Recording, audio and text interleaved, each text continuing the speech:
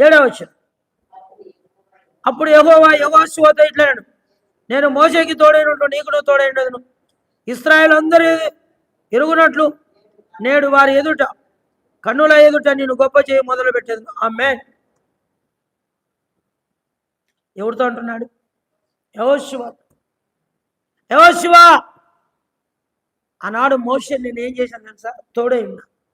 మోషేని ఏం చేశాను తెలుసా? గొప్ప చేయి మొదలు పెట్టిన, గొప్పనిగా చేసిన. ఈనాడు నేను మోషేకి తోడై ఉన్నా. యెహోషువ, నేను నీకు తోడు ఉన్నా. ప్రజలందరి ఎదుట నేను మోషేని అలా హెచ్చించుకుంటూ పోయినా.